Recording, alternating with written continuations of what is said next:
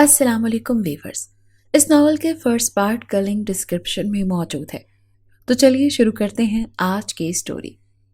ارے یار کیا لڑکا ہے، قسم سے ایک لڑکا میرا بوائے فرینڈ بن جائے، ایسا ایک لڑکا میرا بوائے فرینڈ بن کر میری زندگی میں آ جائے نا، تو قسم سے میں اس کے پیچھے لٹو بن کر گھوموں گی۔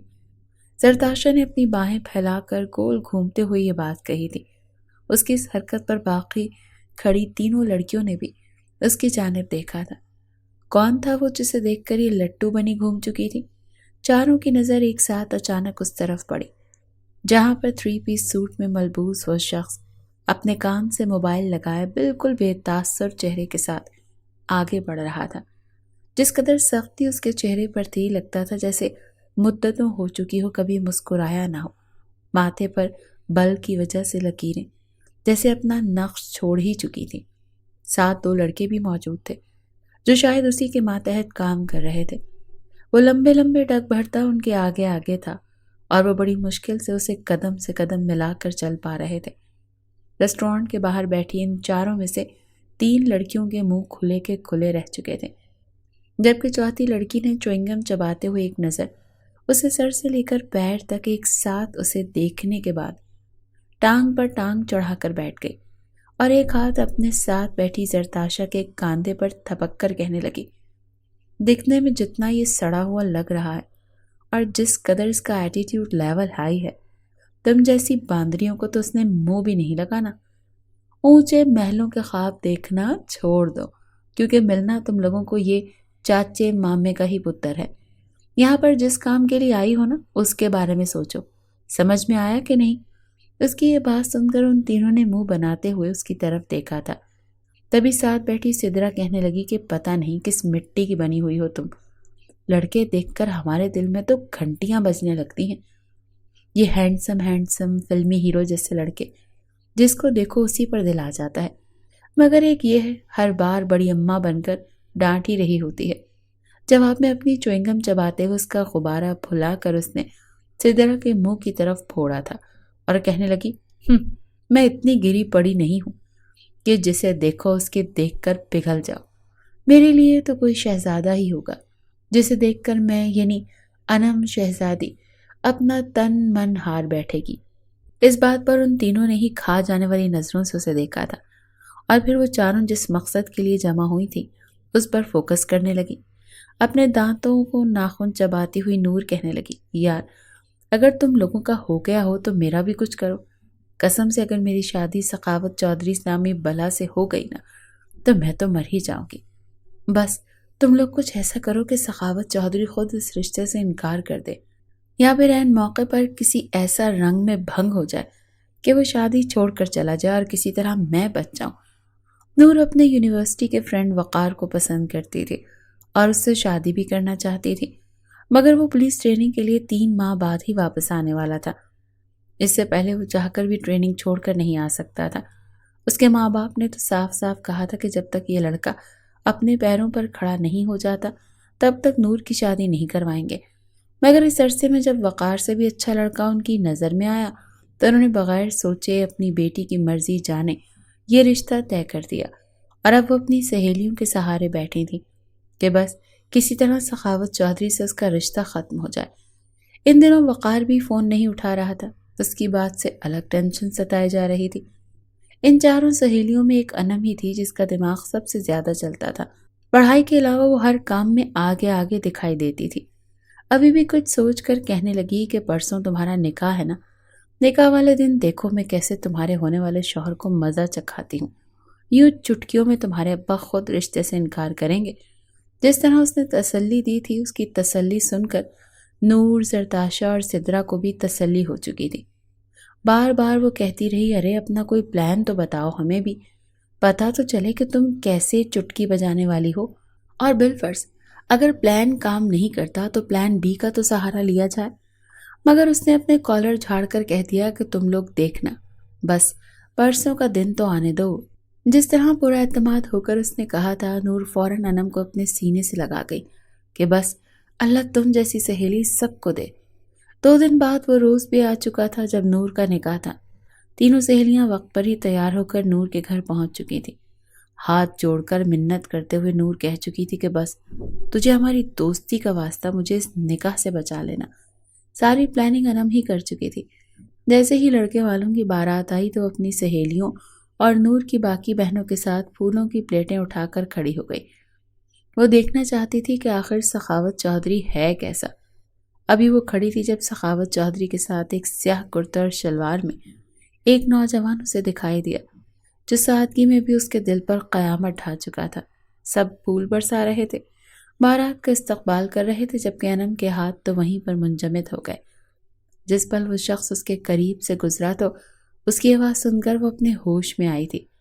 افتخار صاحب، مجھے آج رات تک ساری رپورٹ چاہیے۔ اگر ذرا سی بھی کوتاہی ہوئی تو آپ کو فائر کرنے میں مجھے ایک لمحے کا بھی انتظار نہیں کرنا پڑے گا۔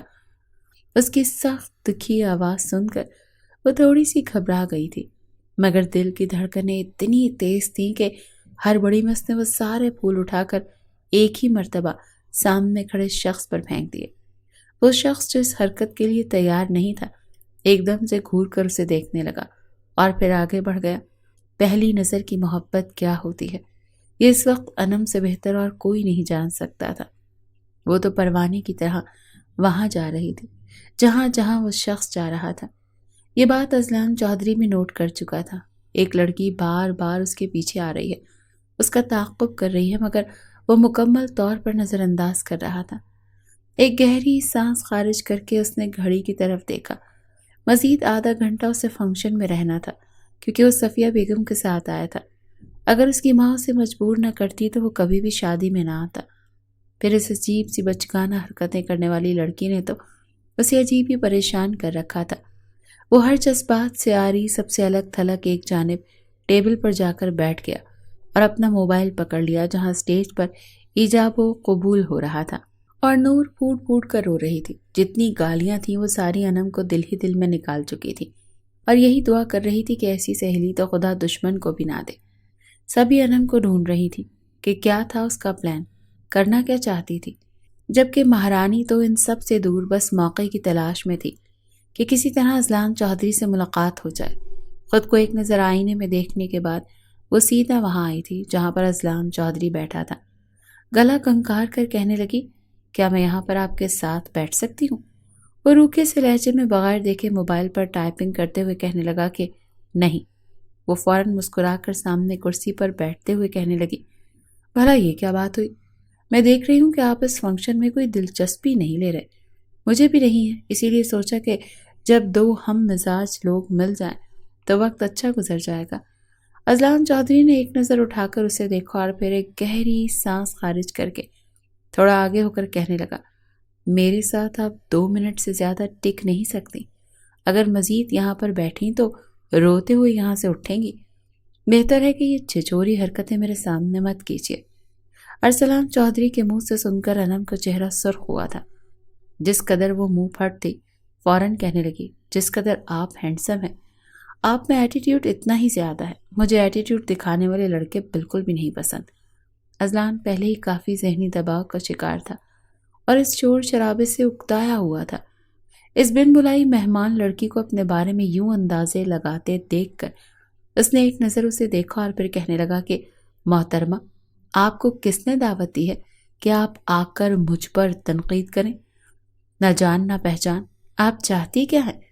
جواب میں بڑے ہی بے باک لہجے میں وہ اپنا ایک ہاتھ اپنی ٹھوڑی کے نیچے ٹکا کر اذلان چودھری کی آنکھوں میں دیکھ کر کہنے لگی، آپ کے ساتھ شادی کرنا چاہتی ہوں۔ یقین مانیے آپ میری زندگی میں آنے والے پہلے مرد ہیں۔ اگر آپ ہاں کر دیتے ہیں میرے لیے تو میرے ماں باپ کو منانا کوئی بڑا مسئلہ نہیں ہے۔ آپ کو تو خوش ہونا چاہیے کہ اتنی خوبصورت، سٹائلش، اپ ٹو ڈیٹ لڑکی آپ کو خود شادی کی آفر کر رہی ہے۔ انم اپنے بچپنے میں کچھ زیادہ ہی آگے بڑھ چکی تھی۔ جب اذلان چودھری نے اس کی یہ بات سن کر حیرت سے اسے دیکھا، کچھ سائے سے اس کی نظروں کے سامنے آ کر گزر گئے تھے۔ دل تھا جو ابھی بھی ایک ہی نام کے لیے دھڑک رہا تھا اور وہ نام رودابہ کا تھا۔ اس کی آنکھوں میں غم و غصے کے ملے جلے تاثرات کے ساتھ آنسو بھی ابھرے تھے۔ کہنے لگا، میں شادی شدہ ہوں، ایک بچہ بھی ہے میرا۔ اتنا کہہ کر وہ وہاں سے اٹھ کر باہر جا چکا تھا۔ اندر بہت کچھ ٹوٹ پھوٹ رہا تھا۔ وہ باہر آ کر آسمان کی جانب دیکھ کر گہری سانس خارج کرنے لگا۔ زیر لب بڑبڑایا، رودابہ پلیز واپس آ جاؤ، تمہارا اذلان اندر ہی اندر کھوکھلا ہو رہا ہے، میں خود کو ختم کر دوں گا، تباہ کر دوں گا۔ رخصتی کا وقت بھی آ چکا تھا اور انم یوں تھی جیسے اسے سانپ سونگھ چکا ہو، اپنی قسمت کو کوس رہی تھی، شدید شرمندہ ہو رہی تھی۔ زندگی میں پہلی دفعہ اسے کوئی شخص پسند آیا تھا اور وہ بھی ایک بچے کا باپ تھا۔ تبھی اس کی گردن سے سدرا اور زرتاشا نے اسے آن دبوچا۔ کیا کیا یہ تم نے؟ کیا تھا تمہارا پلان؟ تم نے کہا تھا تم اس نکاح کو ہونے نہیں دو گی، اور اب یہاں پر بیٹھی کون سے قلعے فتح کرنے کے بارے میں سوچ رہی ہو؟ جانتی بھی ہو نور کتنی رو رہی ہے، کتنی پریشان ہے۔ انم نے اداس نظروں سے ان دونوں کو دیکھا اور پھر نور کو جو گھونگھٹ میں بھی اسے ہی دیکھ رہی تھی۔ کچھ دیر پہلے جتنا بڑا مذاق انم کے ساتھ ہو چکا تھا، اس نے اپنے کاندھے اچکائے اور ایک گہری سانس خارج کر کے کہنے لگی، سخاوت چودھری اس کے لیے اچھا شوہر ثابت ہوگا۔ رہی بات وقار کی، تو کچھ دیر پہلے ہی میں نے وقار سے بات کی تھی۔ کتنے ہفتوں سے مسلسل نور اسے کال کر رہی تھی، لیکن وہ اسے نظر انداز کر رہا تھا۔ میرے نمبر سے پہلی بیل جاتے ہی اس نے کال اٹھا لی اور میری آواز سن کر تو جیسے اس کی باچھیں کھل چکی تھیں۔ جب میں نے اسے بتایا کہ آج نور کا نکاح ہے تو بولا ٹھیک ہے، اچھی بات ہے، ویسے بھی میں اس جیسی لڑکی کو اپنی زندگی میں شامل کرنا بھی نہیں چاہتا۔ 3 ماہ پہلے میرے ابو نے صاف صاف کہہ دیا تھا کہ تمہاری شادی چچا کی بیٹی کے ساتھ ہی ہوگی، اسی لیے میں نے اسے مکمل نظر انداز کر دیا۔ اچھا ہے کہ اس کی شادی ہو رہی ہے، وہ زندگی میں آگے بڑھ رہی ہے۔ اب بتاؤ بھلا اس لڑکے کے لیے میں اس کا نکاح توڑواتی؟ میں نے آنکھیں پٹ پٹاتے ہوئے یہ بات کہی جس میں رتی بھر بھی صداقت نہیں تھی، بس خود سے کہانی بنا کر سنا دی تاکہ یہاں سے تو جان چھوٹے۔ رخصتی کے وقت جب نور انم سے ملی تو اس کے کان کے قریب آ کر کہنے لگی، میں تجھے کبھی معاف نہیں کروں گی، تو نے میری زندگی برباد کر دی۔ اگر مجھے پتا ہوتا کہ یہ ہے تیرا پلان تو میں خود ہی گھر سے بھاگ جاتی۔ مگر انم نے گہری سانس خارج کر کے اسے لے کر کہا تھا کہ پاگل مت بنو، سخاوت بھائی تمہارے لیے اچھے ثابت ہوں گے، اور ویسے بھی فیوچر میں تم مجھے دعائیں دو گی کہ میں نے کسی بھی طرح کا ڈرامہ کریٹ کر کے تمہارا رشتہ ختم نہیں کروایا۔ نور تو رخصت ہو کر جا چکی تھی جبکہ انم غصے سے بپری ہال سے باہر نکلی تھی۔ وہ کھڑوس شخص اسے کہیں بھی نظر نہیں آیا تھا، اسی لیے منہ بسوڑتی اپنی سہیلیوں کے ساتھ ہی اپنے گھر پہنچی۔ لاؤنج میں صوفے پر گر سی گئی اور بار بار اپنی بے عزتی یاد کر کے اسے رونا بھی آ رہا تھا۔ آج تک کسی میں اتنی ہمت نہیں تھی کہ اسی کی یوں تذلیل کر سکتا، مگر واحد وہ شخص تھا جو اسے اتنی سنا گیا تھا۔ میں نے کہا تھا آدھے گھنٹے کے اندر اندر مجھے یہ فائل اپنے ٹیبل پر چاہیے، اور تم مجھے ایکسکیوز سنا رہے ہو؟ وہ غصے سے اپنی ٹائی کی نوٹ ڈھیلی کرتے ہوئے دھاڑا تھا۔ سامنے کھڑے امپلائی نے اس کی گرجدار آواز سن کر ہڑبڑاتے ہوئے اپنا چہرہ فوراً جھکا دیا۔ کہنے لگا کہ سر، اس فائل میں بہت سی غلطیاں تھیں، آدھے گھنٹے میں ٹھیک ہونا تو امپاسبل ہے، اسے ٹھیک کرنے کے لیے تو 5-6 گھنٹے ابھی۔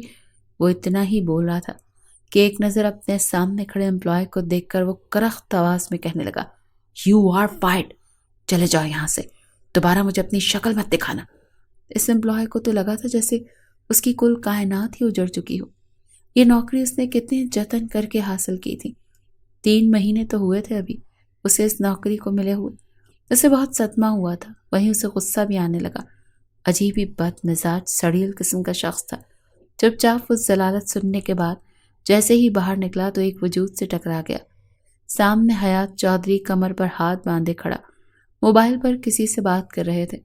گھبراتے ہوئے امپلائی نے اس سے معذرت کی، مگر اس کا اترا ہوا سرخ چہرہ دیکھ کر انہوں نے موبائل بند کرتے ہوئے پوچھا کہ کیا بات ہے۔ جب اس نے منہ سجائے حیات صاحب کو بتایا کہ وہ اسے کہنے لگی کہ جا کر اپنا کام کرو، میں ہینڈل کر لیتا ہوں۔ حیات چودھری آفس میں داخل ہوئے تو وہ غصے سے بلا وجہ ہی فائل اٹھا کر پٹک رہا تھا۔ انہیں اپنے بیٹے کی ذہنی حالت روز دن بدن بگڑتی ہوئی دیکھ رہے تھے۔ وہ جو ایک طویل عرصے تک بالکل خاموش رہا تھا، اب جب بولنے پر آیا تو صرف زہر اگلتا تھا اور اپنے ساتھ جڑے لوگوں کو اذیت ہی دے سکتا تھا۔ رودابہ اس کے دل و دماغ پر جنون بن کر سوار ہو چکی تھی۔ 3 سال سے وہ اس کے لیے مارا مارا پھر رہا تھا، ہر جگہ چھان چکا تھا، مگر اسے رودابہ کہیں بھی نہیں ملی تھی۔ رہ رہ کر اسے اپنی بچی یاد آ رہی تھی، جس کی ایک جھلک تک کو وہ ترس رہا تھا۔ ساری رات بے چینی میں جاگتے ہوئے گزر جاتی۔ وہ نیند کی دوا ایک ساتھ کھا لیا کرتا، بعض مرتبہ تو 2 دن تک بے ہوش رہتا۔ صفیہ بیگم اور حیات چودھری اس کی حالت سے بے حد پریشان تھے، بچوں کی طرح اس کا خیال رکھ رہے تھے۔ صفیہ بیگم تو ہاتھ جوڑ کر اس سے کہہ چکی تھی کہ بس کر دو خود کو اذیتیں دینا، اور کتنی سزا دو گے خود کو، بس بھی کر دو، زندگی ختم نہیں ہو گئی۔ اگر وہ لڑکی تمہیں برباد کر کر جا چکی ہے تو تم اپنے ہاتھوں سے خود کو مزید برباد مت کرو۔ میں تمہارے لیے اور اچھی سے اچھی لڑکی ڈھونڈ کر لاؤں گی، تم اس سے شادی کرنا، تم خوش رہو گے، تمہارے بچے ہوں گے، تمہیں پھولا بسرا خواب سمجھ کر بھول جانا۔ روتا ہوا اذلان چودھری غصے سے دھاڑ چکا تھا اور کہنے لگا، میں کوئی کھلونا نہیں ہوں، میرے سینے میں دل ہے جو صرف اور صرف اس رودابہ کے لیے دھڑک رہا ہے۔ میں مانتا ہوں میں نے غلطی کی ہے، مگر اب میں آگے نہیں بڑھوں گا، میں یہیں پر رک کر انتظار کروں گا، آخری سانس تک انتظار کروں گا۔ میں جانتا ہوں میری محبت سچی ہے، اور میرا خدا میری بیوی کو اور میرے بچے کو مجھ تک ضرور پہنچائے گا، سمجھیے آپ؟ ساری بری عادتیں تو وہ کب کا چھوڑ چکا تھا۔ آج جب پھر سے چھٹی ہوئی تو وہ نہ چاہتے ہوئے بھی ایک مرتبہ پھر ان گلیوں میں چلا آیا جہاں پر روتا ہوا کبھی اپنی ماں باپ کے ساتھ آیا کرتا تھا۔ آنکھوں میں جلن محسوس ہونے لگی تھی، منہ اس گھر کے سامنے آ کر رک گیا۔ کتنی ہی دیر دیکھتا رہا اور آنکھوں میں آنسو آ کو روکنے کی ناکام کوشش کرتا رہا۔ پچھلے 3 سالوں سے یہ گھر مکمل طور پر بند تھا۔ جب سے رودابہ اسپتال سے غائب ہوئی تھی تب سے اس کے ماں باپ بھی یہ شہر چھوڑ کر جا چکے تھے۔ گہری سانس خارج کر کے جب اذلان گاڑی سے اترا تو اس کی نظر تالے پر پڑی۔ پورے وجود میں ایک دھچکا سا لگا تھا کیونکہ اس گھر کا تالا کھلا ہوا تھا۔ وہ دیوانہ وار بھاگ کر دروازے کی طرف گیا اور دھڑ دھڑ دروازہ کھٹکھٹانے لگا۔ پوری قوت سے دروازہ کھٹکھٹا رہا تھا۔ اندر بیٹھی وہ لڑکی جو کچھ دیر پہلے ہی اپنے چہرے پر اسکرب لگا کر آنکھوں پر کھیرے رکھے لیٹی اپنے کانوں میں ہینڈ فری لگانے لگی تھی، جب دھڑ دھڑ دروازہ بجنے پر کانپ سی گئی۔ اللہ، اب کیا کروں؟ ابھی تو 1 منٹ بھی نہیں ہوا۔ چہرے پر اسکرب لگائے وہ جھٹ سے اٹھی، فوراً ٹیشو اٹھا کر چہرہ صاف کرنے لگی، لیکن پھر یہ سوچ لیا کہ کیا پتا کون ہو سکتا ہے، پڑوس کا کوئی لڑکا شاید گیند اٹھانے کے لیے نہ آیا ہو۔ یہ سوچ چکا اس نے اپنے سر پر دوپٹہ لیا، جلدی میں دروازے کے پاس آ گئی۔ ابھی دروازے کے پاس پہنچ کر اس نے یہ سوال کیا ہی تھا، کون ہے؟ اس کے مقابل کھڑے شخص نے دھاڑ کر کہا، دروازہ کھولو رودابہ، پلیز، میں جانتا ہوں تم اندر ہو، تم واپس آ گئی ہو نا، میری دعائیں رد نہیں ہوئی، خدا نے تمہیں واپس میرے پاس بھیج دیا، پلیز رودابہ کھولو، تم جو کہو گی میں کرنے کو تیار ہوں، مگر مجھے مزید اذیت مت دو۔ وہ سوچنے لگی یہ آواز تو جانی پہچانی لگ رہی ہے۔ ایک دم سے ایسی بوکھلاہٹ اس پر طاری ہوئی کہ اس نے دروازہ کھول دیا۔ اذلان نے بھی دروازے کا لاک کھولتے ہی اسے اندر کی طرف دھکیلا اور اس کی سانس اٹکی ہوئی تھی۔ وہ اپنے سامنے رودابہ کو دیکھنا چاہتا تھا، مگر بجائے رودابہ کے اس کے سامنے جو لڑکی کھڑی تھی دیکھ کر ایک پل کو وہ متوسب سا ہوا۔ انم پہچان چکی تھی، اگلے ہی پل کہنے لگی، او ہیلو مسٹر، کیا اپنا سسرال سمجھ کر گھسے چلے آ رہے ہو؟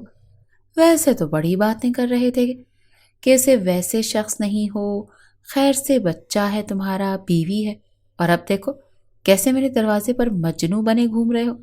یاد رکھنا، تم ایک دفعہ جس کو انم شہزادی ٹھکرا دے دوبارہ اسے منہ نہیں لگاتی۔ وہ ابھی بول ہی رہی تھی کہ اذلان جو صدا سے اس سے بیزار تھا اپنے ہاتھ سے اسے دور دھکیلتا گھر کے اندر بھاگ گیا۔ رودابہ، کہاں ہو تم؟ وہ کمرہ جو کبھی رودابہ کا ہوا کرتا تھا وہ دروازہ کھول کر اندر چلا گیا، مگر اب وہاں پر دیوار پر بڑی بڑی انم کی تصویر لگی ہوئی تھی۔ انم تو گھبرا سی گئی، ایک تو وہ گھر میں اکیلی ہوتی ہے، اوپر سے یہ غیر شخص کون تھا جو اندر گھس آیا۔ اس نے جلدی سے اپنے چہرے پر لگا اسکرب صاف کیا اور کہنے لگی، یہ کیا پاگل پن ہے، شرم نہیں آتی آپ کو؟ ایسے کیسے میرے گھر میں گھس آئے ہیں؟ آپ ایک لڑکی کو اکیلا دیکھا نہیں کہ اس کی عزت پر حملہ کرنے کے لیے چلے آئے؟ کون ہے یہ رودابہ؟ میں کسی رودابہ کو نہیں جانتی اور نہ وہ یہاں پر رہتی ہے، میرا نام انم ہے، انم۔ وہ بڑبڑائے ہوئے بولے جا رہی تھی، اور اذلان کو جب احساس ہوا تو اس نے پلٹ کر اس لڑکی کو دیکھا جو کچھ حد تک اپنا چہرہ صاف کر چکی تھی۔ چلتا ہوا اس کے پاس آ اور کہنے لگا کہ اس گھر میں رودابہ رہتی تھی، کہاں ہے وہ؟ یہاں پر آفندی نام کا ایک شخص رہتا تھا اپنی فیملی کے ساتھ۔ جواب میں ماتھے پر بل ڈال کر انم کہنے لگی، اچھا تو آپ آفندی انکل کو جانتے ہیں؟ اس کے منہ سے تھوڑی بہت شناسائی سن کر تو جیسے اذلان چودھری کی جان میں جان آئی تھی۔ اس کے اندر تو آندھی طوفان چل رہا تھا، وہ تو بس کسی بھی ذریعے رودابا تک پہنچنا چاہتا تھا۔ وہیں دوسری جانب انم تو اپنے سامنے اسے کسی اور کا نام لیتا دیکھ کر جیسے چڑ سی گئی تھی۔ اذلان کہنے لگا، ہاں وہ آفندی صاحب، کیا جانتی ہو تم انہیں؟ تمہیں پتا ہے وہ کہاں رہتے ہیں؟ تم ان کی کیا لگتی ہو؟ مجھے ان سے ملنا ہے، پلیز بتاؤ۔ ایک دم سے وہ منتیں کرنے پر اتر آیا۔ انم اس کی حالت دیکھ کر لطف اندوز ہونے لگی، کہنے لگی، اچھا ایک تو آپ بغیر پوچھے میرے گھر کے اندر چلے آئے، چلیے نکلیے میرے گھر سے، جا کر گیٹ پر کھڑے ہوں، اس کے بعد ہی آپ کو بتاؤں گی کدھر ہے آفندی صاحب۔ اذلان نے اس کی اس حرکت پر شرمندہ تو کافی ہوا، لیکن رودابا کی خاطر وہ چلتا ہوا گھر کے باہر آیا اور کہنے لگا، مجھے بتاؤ کہاں ہے آفندی صاحب اور ان کی بیٹی رودابا، مجھے ضروری بات کرنی ہے ان سے۔ جیسے ہی اذلان دروازے سے باہر نکلا تو وہ اس کے منہ پر دروازہ بند کر چکی تھی۔ سڑے ہوئے کریلے، تم نے مجھے ایٹیٹیوڈ دکھایا تھا نا، تم بھی میرے سامنے بڑی ایکٹنگ دکھا رہے تھے نا۔ نہیں بتاؤں گی کہاں ہے آفندی صاحب اور کہاں ہے تمہاری رودابا۔ مجھے رودابا نے سختی سے منع کر رکھا ہے کہ اگر یہاں پر تم آئے تو میں کبھی بھی تمہارے بارے میں اسے نہ بتاؤں۔ اتنا کہہ کر وہ دروازہ بند کر کے اندر جا چکی تھی، جبکہ اذلان کو لگا جیسے اس کے جسم سے روح جدا ہو چکی ہو۔ کتنی دیر وہ دروازے پر کھڑا دروازہ بجاتا رہا، لیکن انم کو تو اپنا بچپنا سوچ رہا تھا۔ وہ تو شاید اپنی بے عزتی کا بدلہ لینا چاہتی تھی۔ ایک گہری سانس خارج کر کے اذلان واپس گاڑی میں آ کر بیٹھ گیا، یہاں تک کہ شام سے رات ہو گئی اور ایک گاڑی اس گھر کے باہر آ کر رکی۔ یقیناً اس گھر میں رہنے والے وہ لوگ تھے۔ اذلان ایک مرتبہ پھر گاڑی سے اترا اور جا کر ان کے سامنے کھڑا ہو گیا۔ مستقیم صاحب نے اذلان کو دیکھا تو سوال کرنے لگے۔ اذلان نے ان سے وہی بات کی تھی کہ آپ آفندی صاحب کو جانتے ہیں جو اس گھر میں پہلے رہتے تھے؟ جواب میں مستقیم صاحب مسکرا کر کہنے لگے، ہاں یہ گھر میرے مرحوم بھائی آفندی کا ہے۔ اللہ پاک نے 2 سال پہلے انہیں اپنے پاس بلا لیا، اور پھر جب میں یہاں شفٹ ہوا تو رہائش کا تھوڑا مسئلہ تھا۔ میرا ذاتی گھر ابھی تعمیر ہو رہا ہے، اس لیے ہم کچھ روز کے لیے اس شہر میں اس گھر میں رہنے کے لیے آئے ہیں۔ اذلان کا اگلا سوال ہی یہی تھا کہ کیا رودابا کو جانتے ہیں آپ؟ رودابا کہاں ہے؟ کیا آپ مجھے بتا سکتے ہیں؟ میں رودابا کو شوہر ہوں، وہ ٹھیک ہے نا؟ کہاں ہے آپ جانتے ہیں؟ میں پچھلے 3 سالوں سے اسے ڈھونڈ رہا ہوں، مگر وہ مجھے کہیں نہیں ملی۔ اذلان کی آنکھوں میں آنسو آ چکے تھے اور وہ روتے ہوئے بالکل ٹوٹ کر کھلی کتاب بنے مستقیم صاحب سے یہ کہہ رہا تھا کہ مستقیم صاحب کے چہرے کے تو تاثرات بالکل بدل کر ہی رہ گئے، اور انم بھی تب تک وہاں آ چکی تھی۔ مستقیم صاحب کچھ دیر خاموش رہے اور پھر کہنے لگے، اچھا تو تم ہو اس شخص جس نے میری بیٹی کی زندگی برباد کرنے میں کوئی کسر نہیں چھوڑی۔ چلے جاؤ یہاں سے، دور ہو جاؤ میری نظروں سے۔ تم جیسے لڑکوں کے ساتھ یہی ہونا چاہیے۔ رودابا تم سے کبھی بھی ملنا نہیں چاہے گی، وہ خوشحال ہے اپنی لائف میں، خوش ہے، تو بہتر ہے کہ دوبارہ ہمارے در پر مت آنا، ورنہ پولیس کو بلانے میں مجھے ایک لمحہ نہیں لگے گا۔ آج تک پوری زندگی میں اس کی اتنی تذلیل نہیں ہوئی تھی، کسی کی ہمت نہیں تھی اس کے سامنے زبان درازی کر سکے، مگر اپنی محبت کی خاطر، فقط کفارہ ادا کرنے کی خاطر وہ اتنی تذلیل سہ رہا تھا۔ وہ وہاں سے واپس گھر آ چکا تھا، رات کافی ہو چکی تھی، اور بار بار صفیہ بیگم اور حیات چودھری اس کے نمبر پر کال کر رہے تھے۔ جب وہ گھر پہنچا تو دونوں ہی پریشان تھے۔ آج تو حیات چودھری نے انتہائی سخت الفاظ میں اسے پکارا تھا، بس کر دو لڑکے، میں تمہیں مزید ٹوٹا پھوٹا نہیں دیکھ سکتا۔ تم نے جو غلطی کی اس کی سزا تمہیں مل گئی، لیکن اب یہ جو اضافی روک تم خود کو لگا چکے ہو یہ غلط ہے۔ تمہیں صرف اور صرف اپنی محبت کی پرواہ ہے اور اپنے ماں باپ کی نہیں۔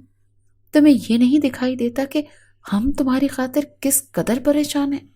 تمہیں اپنے ماں باپ کی خوشیوں سے کبھی غرض نہیں ہے؟ تم ہمارے اکلوتے بیٹے ہو، ہم تمہیں خوش و خرم دیکھنا چاہتے ہیں، مگر تمہیں یوں تکلیف میں تڑپتا دیکھ کر ہماری کیا حالت ہو رہی ہے وہ تمہیں دکھائی نہیں دیتا؟ اذلان چودھری جو بالکل ہی ٹوٹا ہوا تھا، اپنے ماں باپ کی بات سن کر وہیں صوفے پر بیٹھ گیا اور پھوٹ پھوٹ کر رونے لگا۔ یوں روتا دیکھ کر صفیہ بیگم تو تڑپ اٹھتی تھی، بیٹے کے پاس آ کر اسے سینے سے لگا لیا اور کہنے لگی کہ کیا ہوا بیٹا، خیریت تو ہے؟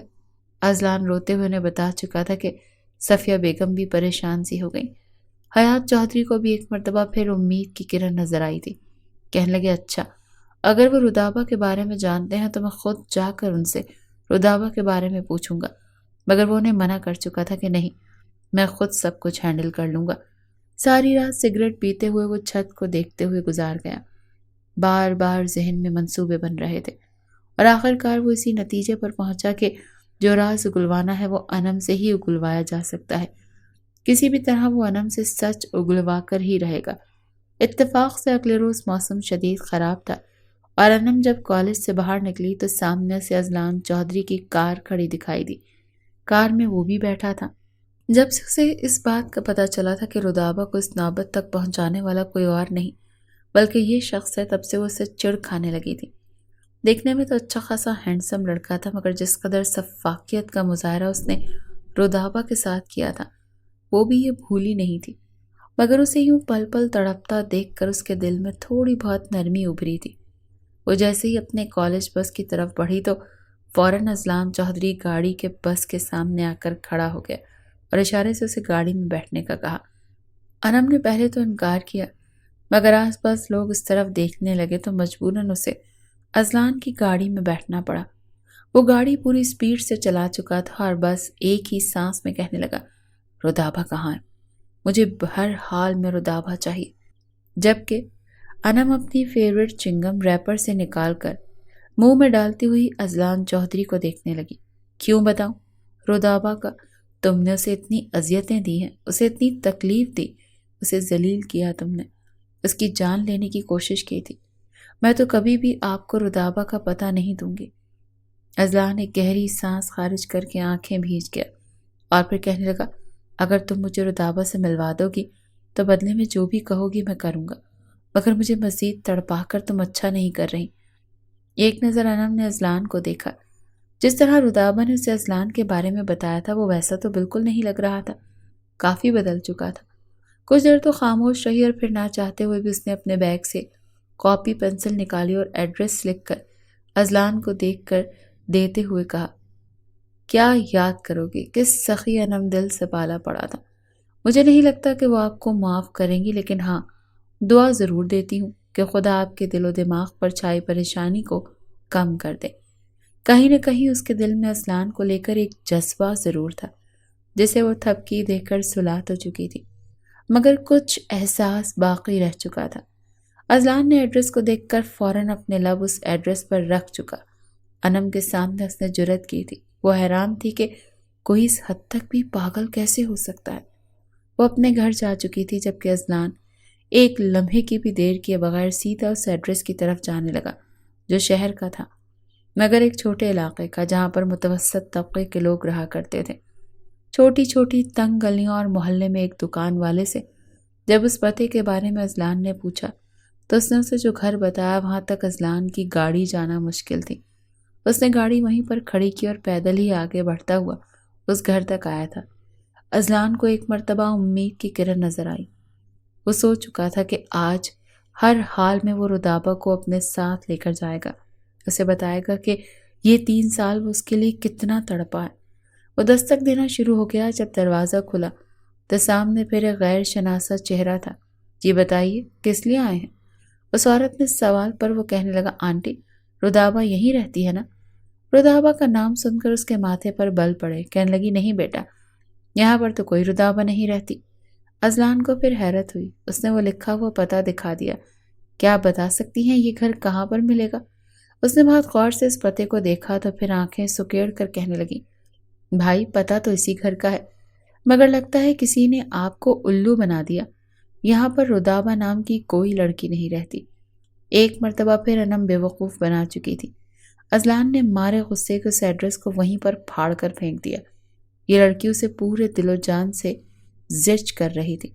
غصے سے ازلان واپس تو آ چکا تھا مگر رہ رہ کر اسے غصہ آ رہا تھا، جبکہ انم ہنس ہنس کر ایک مرتبہ پھر اپنی ٹولی کے ساتھ بیٹھی انہیں بتا رہی تھی کہ کیسے اس نے ایٹیٹیوڈ دکھانے والے نخرے باز ازلان کو اس کی اصل اوقات دکھائی۔ سدرا اور زرتاشا بھی اس کے ساتھ مل کر ہنس رہی تھی۔ انم سنجیدگی سے کہنے لگی کہ اس نے جو کچھ رودابہ کے ساتھ کیا ہے نا، میں تو اس کا سایہ بھی رودابہ تک پہنچنے نہ دوں۔ وہ جہاں ہے خوش ہے، اور میں اس کی زندگی میں واپس اس شخص کو شامل نہیں ہونے دوں گی۔ وہ ہنس کر اپنی سہیلیوں سے بات کر رہی تھی کہ تبھی کسی نے پسٹل اس کی کن پٹی پر رکھ دی۔ اٹھو، جلدی اٹھو، اگر ایک لمحے کی بھی دیر کی تو شوٹ کر دوں گا۔ چہرے پر نقاب ڈالے دو لوگ آ چکے تھے۔ وہ اس وقت اپنی سہیلیوں کے ساتھ موجود تھی تو انہوں نے اس پر پسٹل تان کر اسے اپنے ساتھ لے جانا شروع کر دیا۔ انم کا گھبرائے ہوئے انداز میں کہنے لگی، آپ کو کیا چاہیے؟ میرا موبائل چاہیے، پیسے چاہیے؟ میں سب کچھ دینے کو تیار ہوں، پلیز گولی مت چلائیے گا۔ مگر وہ دونوں ہی اسے گاڑی میں ڈالنے کے بعد بے ہوش کر چکے تھے۔ جب انم کو ہوش آیا تو وہ کرسی پر بندھی ہوئی تھی۔ جب آنکھیں کھول کر سامنے دیکھا تو سامنے اذلان چودھری موجود تھا، آنکھوں میں شدید غصہ اور ہاتھ میں پسٹل کو گھماتے ہوئے، جیسے وہ اس کے ہوش میں آنے کا ہی انتظار کر رہا تھا۔ اس کے ماتھے پر پسٹل تان کر کہنے لگا، میری شرافت تمہیں راس نہیں آ رہی؟ تم جانتی ہو میں رودابہ کے لیے اس قدر جنونی ہوں۔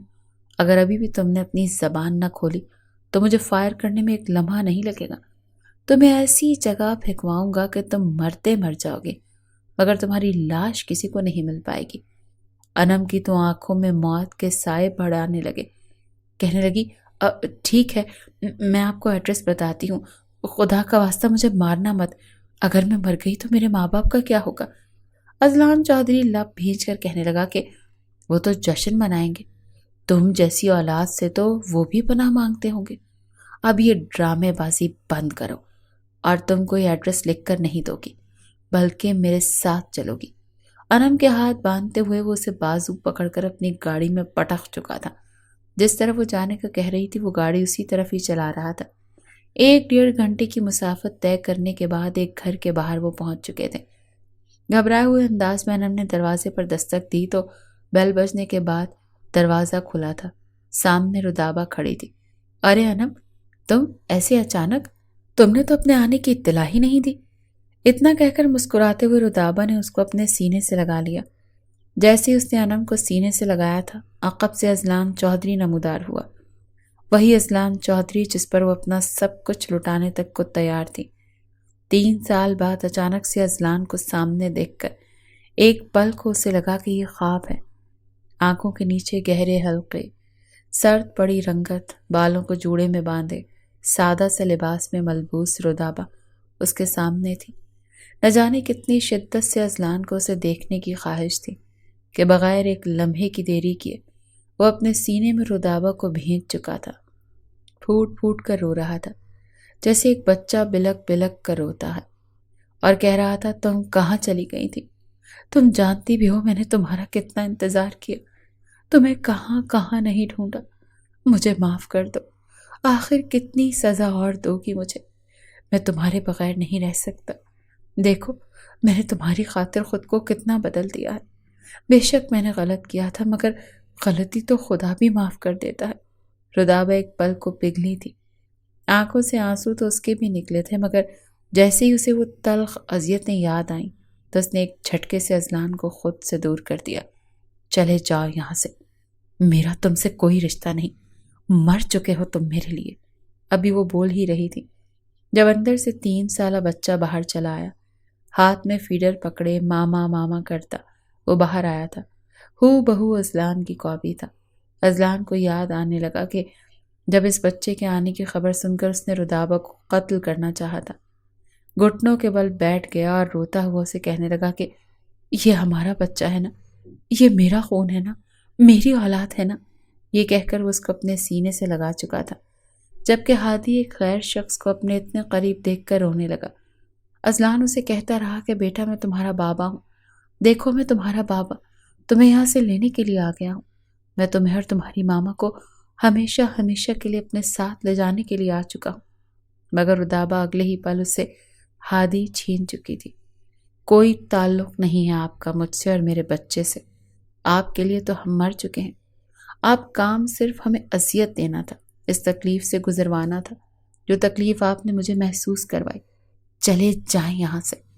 اندر سے رودابہ کی امی بھی باہر آ چکی تھی، کھانستی ہوئی بیماری کی حالت میں۔ اذلان کو اپنے سامنے دیکھ کر وہ بھی حیران تھی۔ اذلان بار بار رودابہ کی ماں سے کہنے لگا کہ میں اسے اپنے ساتھ لے کر جانا چاہتا ہوں، میں اسے بہت خوش رکھوں گا، یہ میرا بچہ ہے، اس کا حق ہے اس گھر پر، مجھ پر، میری کمائی پر، میں دونوں کو اپنے ساتھ لے کر جانا چاہتا ہوں۔ رودابا کی ماں کی آنکھیں بھیگ چکی تھیں۔ رودابا چاہتی تھی کہ اس کی ماں اس کا ساتھ دے، مگر رودابا کی ماں ایک گہری سانس خارج کر کے رودابا کو دیکھنے لگی، کمرے میں لے جا کر کہنے لگی، بیٹا تمہارا شوہر تمہیں لینے کے لیے آیا ہے، اس نے جو غلطی کی، جو گناہ کیا تھا، اس کی سزا بھگت چکا ہے، بہتر یہی ہے کہ تم اپنے شوہر کے ساتھ چلی جاؤ، کم از کم میں سکون سے مر سکوں گی۔ اس کی آنکھوں میں تمہارے لیے پیار دکھائی دے رہا ہے، تم یہاں پر رہ کر خسانے میں رہو گی، میرے پاس تو کچھ بھی نہیں ہے جو میں تمہیں دوں، تمہارا بیٹا باپ ہوتے ہوئے بھی یتیموں جیسی زندگی گزار رہا ہے، کل کو سمجھدار ہوگا، اسکول جائے گا، جب لوگ اس سے سوال کریں گے تو یہ احساس کمتری کا شکار ہو جائے گا۔ تم نے جو سزا دینی تھی دے دی، مگر اپنے بچے کو اس کے حق سے محروم مت رکھو۔ رودابا ماں کی بات سن رہی تھی، دل میں اذلان کے لیے نفرت تھی، وہ اذلان کے ساتھ جانا تو نہیں چاہتی تھی، لیکن جب ماں نے خود اذلان سے کہہ دیا کہ یہ تمہاری امانت تھی، 3 سال تک بھلے ہی یہ خود تم سے دور رہی ہے، مگر میں نے پل پل سے تمہاری محبت کے لیے تڑپتا دیکھا ہے۔ رودابا کی ماں نے تو یہ بھی بتا دیا کہ اس کے باپ کو کینسر ہو گیا تھا، ہماری ساری جمع پونجی سب کچھ علاج میں لگ گئی، اور اب ہم کرائے کے گھر میں بڑی مشکلوں سے گزارا کر رہے ہیں۔ رودابا کی نوکری سے ہمارا پالن پوشن بڑی مشکل سے ہو رہا ہے، میں تو اس کے ابا کی پینشن پر گزارا کر لوں گی، مگر تم رودابا کو اپنے ساتھ لے جاؤ، جو بھی گلے شکوے ہیں وہ ساتھ رہ کر ہی ختم کیے جا سکتے ہیں۔ رودابا تو صاف انکار کر چکی تھی، وہیں انم اور اس کی ماں اسے سمجھا رہے تھے، مگر پھر بھی جب وہ نہ مانی تو رودابا کی ماں نے اسے قسم دے دی کہ اگر تم اپنے شوہر کے ساتھ گھر نہیں بسانا چاہتی تو ٹھیک ہے، اس سے طلاق لو، اس کا بچہ اس کے حوالے کرو، میں تمہاری دوسری شادی کروا دوں گی، مجھ سے اب تمہارا بوجھ مزید نہیں اٹھایا جا سکتا۔ اپنی ماں کی منہ سے یہ باتیں سن کر وہ ٹوٹ سی چکی تھی، اذلان کے علاوہ کسی اور کی ہو تو نہیں سکتی تھی، اس کے دل میں جو جذبات تھے وہ صرف اور صرف اذلان کے لیے ہی تھے۔ ایک گہری سانس خارج کر کے اس نے اپنا ضروری سامان اٹھایا، جب باہر آ کر دیکھا تو ہادی اذلان کی گود میں بیٹھا تھا، اذلان کی آنکھوں میں آنسو ابھی بھی بہہ رہے تھے۔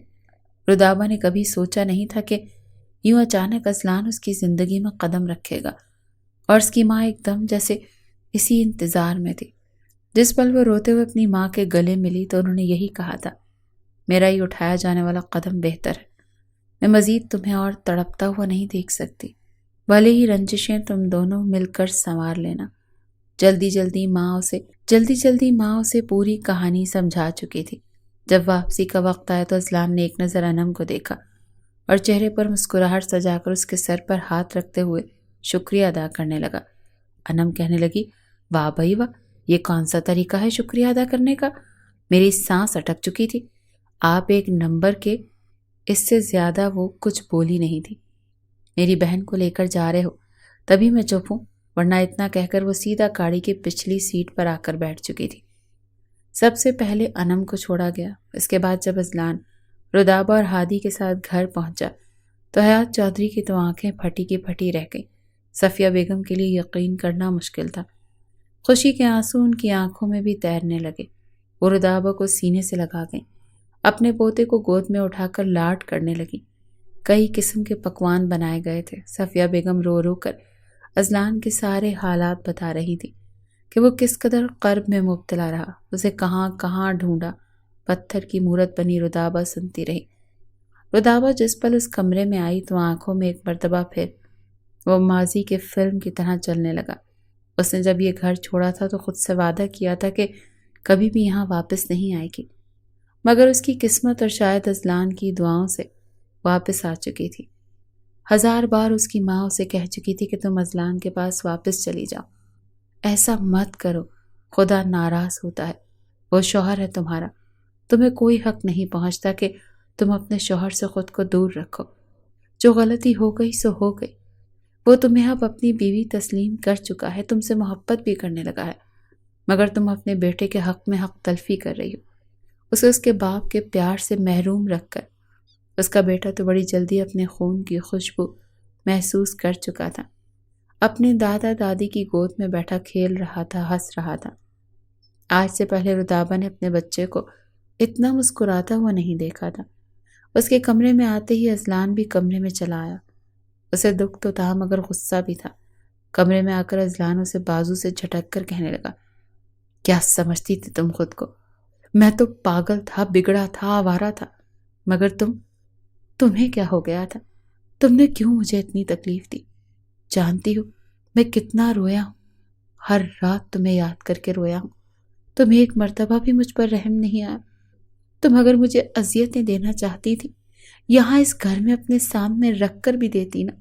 مجھے مارتی، مجھے آگ پر چلنے کا کہتی، مجھے کانٹوں پر سونے کا کہتی۔ اگر تم کہتی تو میں اس کھائی میں کود جاتا، اپنا قتل کر لیتا، مگر تم نے تو مجھ سے گلہ بھی نہیں کیا۔ میں تمہارے ساتھ جینا چاہتا تھا رودابا۔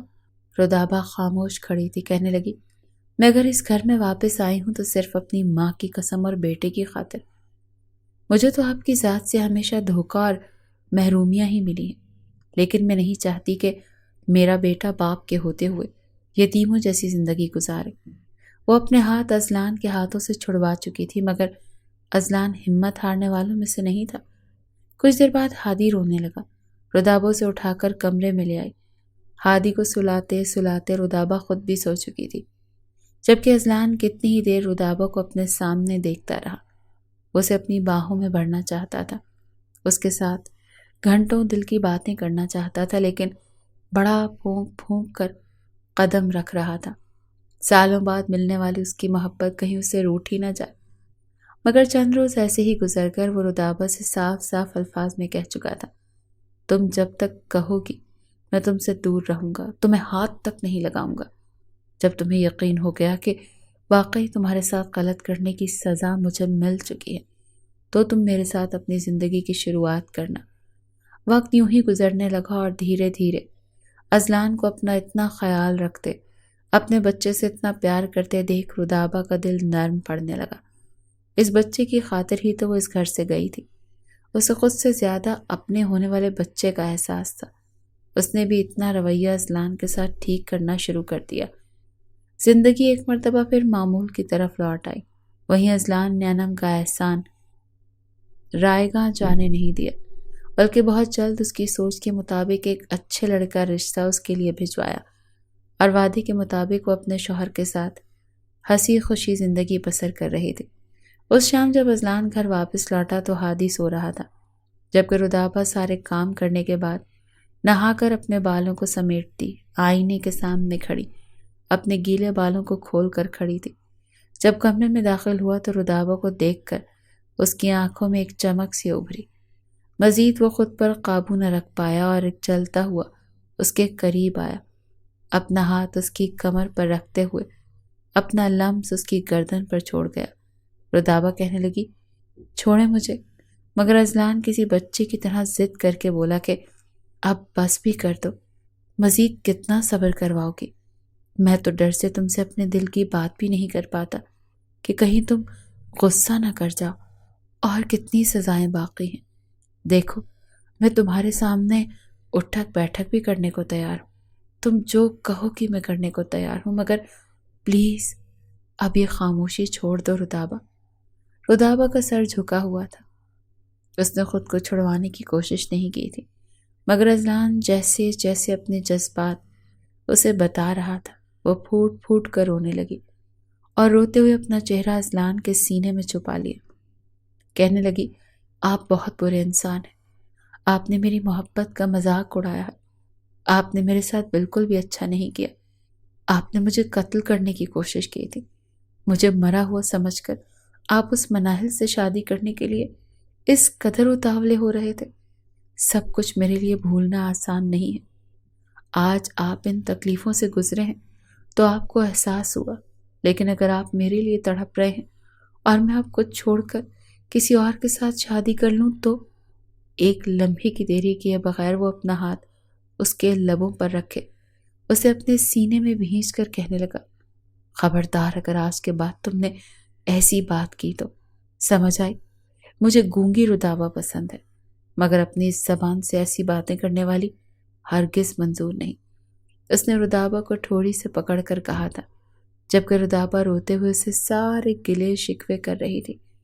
اسے احساس دلا رہی تھی کہ وہ کس قدر پاگل ہو چکی تھی اس کی محبت میں، اور اس نے کیسے اسے دھوکہ دیا تھا۔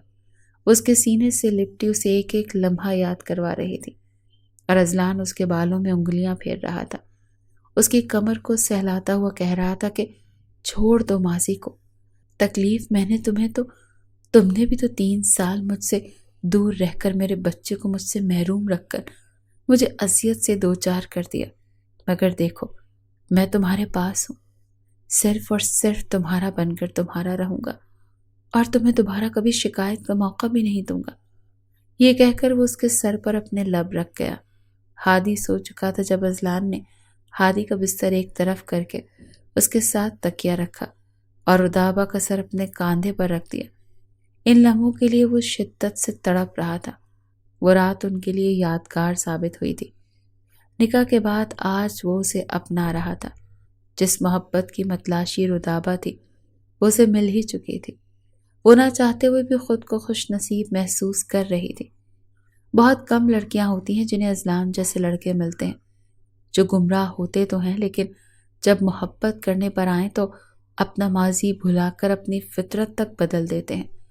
رودابا خوش قسمت تھی جس کی خاطر ازلان نے خود کو نہ صرف بدلا بلکہ اسے وہی مقام، وہی مرتبہ دیا جس کی وہ حقدار تھی۔ ویورز، نیکسٹ ناول دھماکے دار ہونے والا ہے، ہمارے ساتھ جڑے رہیے گا۔ اب ملتے ہیں نیکسٹ ناول میں۔ اللہ حافظ۔